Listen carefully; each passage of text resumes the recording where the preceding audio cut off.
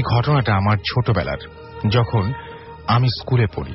আমার বাবার ছিল বদলির চাকরি, উনি ছিলেন সরকারি ডাক্তার। সেবার বাবার বদলি হল ঠাকুরগাঁতে। আমি যে সময়ের কথা বলছি তা 1987-88 দিকে।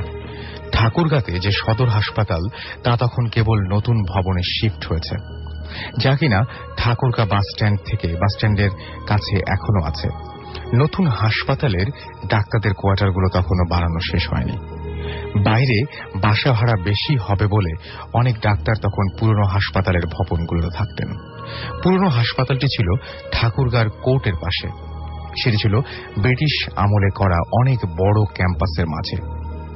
অনেকগুলো শত বছরের পুরনো কাঁঠাল গাছ ছাড়াও সেই ক্যাম্পাসে ছিল পরিত্যক্ত দুটো অ্যাম্বুলেন্স, যেটায় চড়ে আমরা তখন খেলা করতাম। আর ছিল একটা লাশ কাটা ঘর।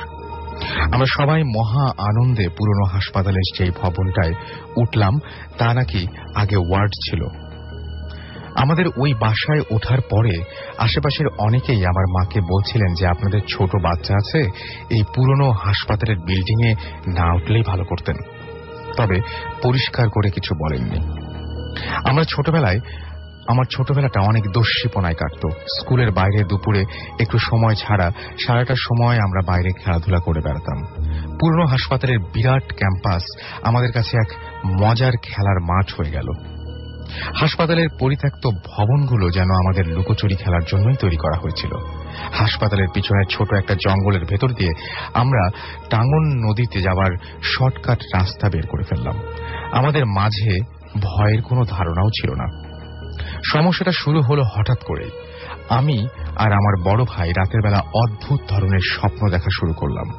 কিছুদিন পরপরই ঘটনাটা ঘটতে থাকলো। আমার বড় ভাই ওনার স্বপ্নগুলো মনে রাখতে পারতেন না, কিন্তু ওনার যেটা হতো তা সোজা ভাষায় মানুষকে ঘুমের মধ্যে বোবায় ধরলে যা হয় সেরকম করে গোঙানি আর চিৎকার করে ওঠা। পরবর্তীতে আরেকটা ব্যাপার মাঝে মাঝেই হতে থাকে। সেটা হলো উনি ঘুমের মাঝেই উঠে হেঁটে বেড়াতে শুরু করতেন। সবচাইতে অবাক করা ব্যাপার হলো উনি ঘুমের মাঝে 2 বার বাসার দরজা খুলে বাইরে চলে যান এবং ফজরের নামাজের যাবার সময় বাবা ওনাকে বাসার কিছু দূরের একটা কাঁঠাল গাছের নিচে ঘুমন্ত অবস্থায় খুঁজে পান। এরপর থেকে রাতে ঘুমাবার আগে আমার মা বাসার মূল দরজা ভেতর দিক থেকে তালা মেরে দিতেন। আমার স্বপ্নের ধরনটা ছিল আরো অদ্ভুত। আমি আমার স্বপ্নগুলো স্পষ্ট মনে রাখতে পারতাম। স্বপ্নগুলো এক কথায় জীবন্ত। আমার স্বপ্নে দেখতাম আমার ঘরের চারিদিকে কেমন জানি বদলে গেছে। সবকিছু যেন 50-60 বছর পিছিয়ে গেছে। আমার ঘরের চারিদিকে পরিচিত আসবাব কিছু নেই, বরং সেই জায়গাতে আছে সারি সারি করে পাতানো রোগীদের বিছানা। সাদা চাদর বিছানো সেই বিছানাগুলোর মাঝে বেশিরভাগই রোগী শুয়ে আছে। তাদের কেউ কেউ কষ্টে কোঁকাচ্ছে, কেউ বা ঘুমে বিভোর। একবার স্বপ্নে আমি কাহিনী কি ভালো মতো দেখার জন্য উঠে বসি। এমন সময় দেখি কেউ একজন বলল যে বাবু উঠে গেছে, ওষুধের ডোজটা দিয়ে দেই। পিছনে তাকিয়ে দেখি একজন সিস্টার, পরিষ্কার সাদা পোশাক পরা, মায়াবী মুখ, আমার সামনে একটা ট্রলিতে কিছু একটা আনে। আমি বেকুবের মতো দেখতে থাকি। উনি অনেক যত্ন করে কি একটা ওষুধের অ্যাম্পুল ভাঙেন, একটা কাচের সিরিঞ্জে ওষুধটা নেন এবং আমার হাতটা ধরেন। এই পর্যায়ে আমি বুঝতে পারি আমার সাথেই কিছু একটা হতে যাচ্ছে। আমি হাত ছাড়ানোর জন্য জোরাজোরি করতে থাকি, চিৎকার করে বলতে থাকি, ছেড়ে দাও। ঘুম ভাঙলে দেখি আমার বড় ভাই ধাক্কা দিয়ে বলছেন, কি হয়েছে তোমার? স্বপ্ন দেখছো মনে হয়? খারাপ কিছু?